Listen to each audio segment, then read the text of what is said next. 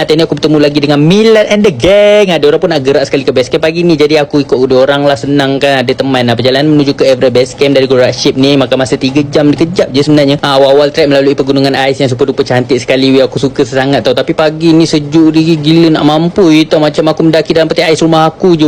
Macam kalau terdedah lama tangan ni boleh kena frostbite tau. Lepas tu mendaki sikit Bukit Cimetok depan tu. Untuk ke base camp hari ni tak payah bawa beg besar-besar gedabak pun. Aku just bawa diri je.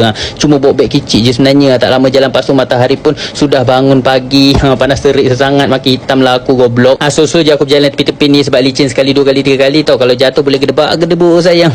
Rehat je aku duduk sini, ambil nafas dulu, hirup udara yang segar dan sejuk. Rasa menu bertenaga. Tapi time ni kan aku perasan kasutku koyak lagi. Macam mana ni guys? Dah nganga minta makan dah goblok. Aku pun tak sarapan pagi lagi. Kau dah nak minta makan Hai, tengok ni kuat-kuat betul tau abang-abang porter. Bawa beg besar sekali gitu. Serius tenaga semua macam gajah. Macam respect kali aku. Okey, sambung lagi jalan. Untuk laluan ke EBC ni tak susah mana pun sebenarnya. Tak ada mendaki-daki yang susah-susah je. Just late je.